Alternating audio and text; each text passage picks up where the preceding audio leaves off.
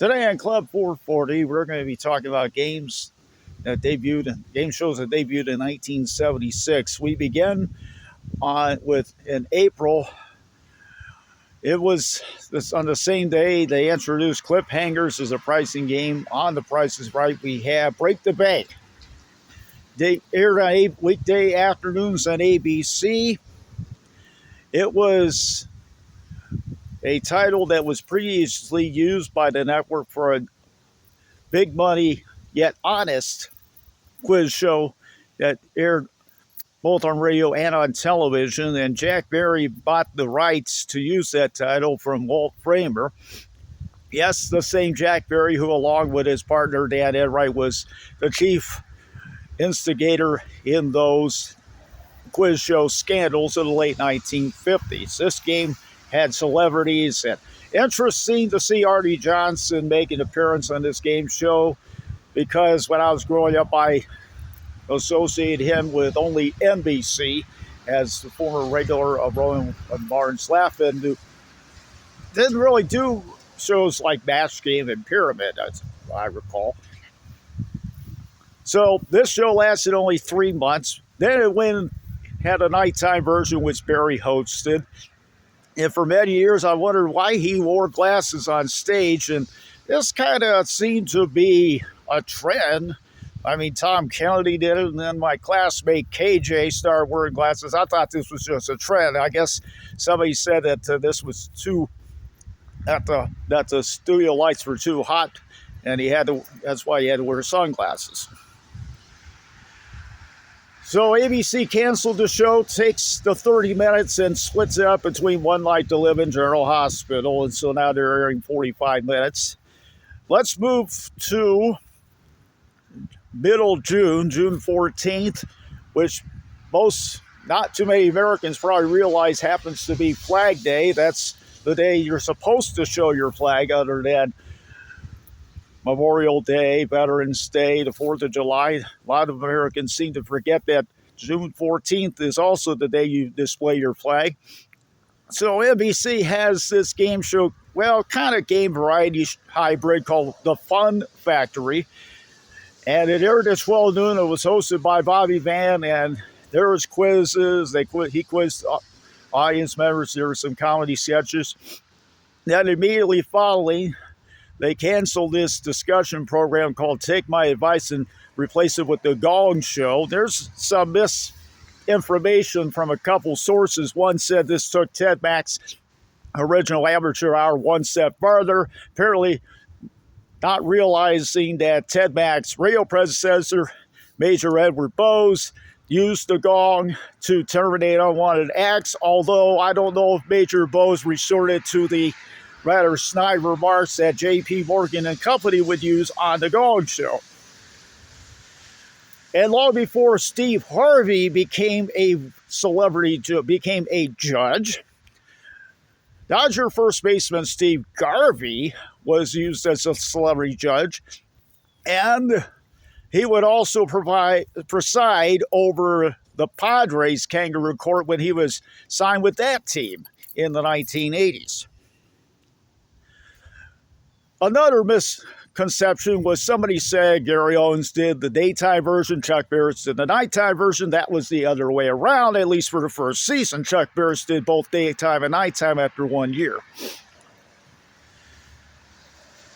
The following day, in fact, the following night, CBS began a 4-week revival of the classic panel show I've Got a Secret, which aired Tuesday nights at 8 p.m.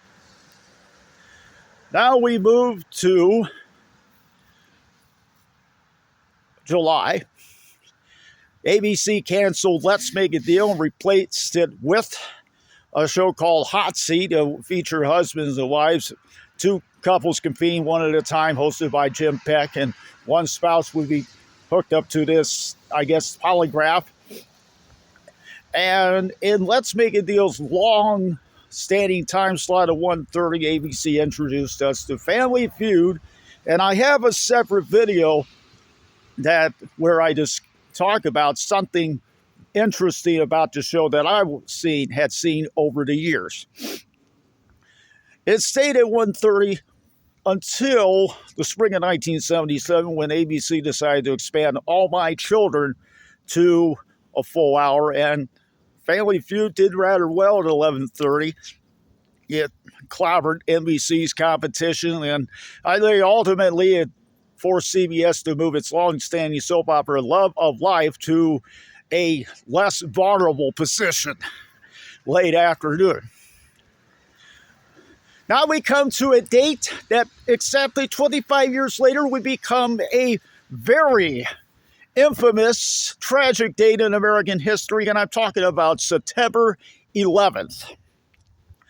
And it was on this date, after a couple of juvenile stunt shows that were introduced, ABC had Junior Almost Anything Goes. CBS immediately following at 12:30 had Way Out Games. I like this a lot better because not only did you have more participants and the team designations were similar, red, yellow, and blue, but there was a state. They each represented a state. Now, I know Ohio didn't do very well at the last preliminary contest. Ohio finished in second, but three neighboring states made it all the way to the national semifinals. That would be Indiana, West Virginia, and Michigan. Indiana lost to Oregon in the final.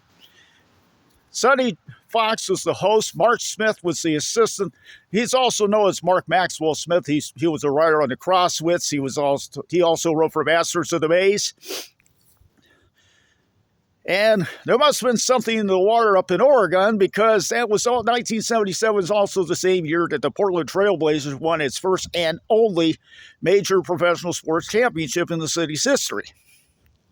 Of course, the Trail Blazers are pretty much the only game in town up there.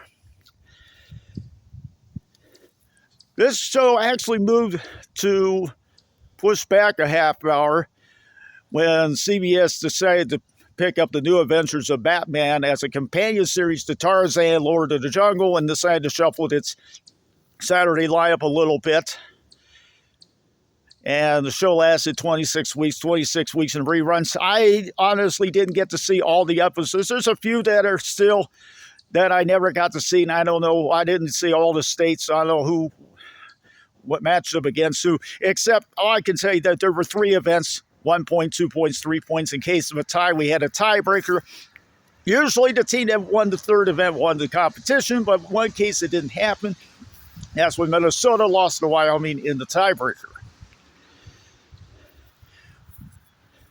Well, that's going to do it for this half.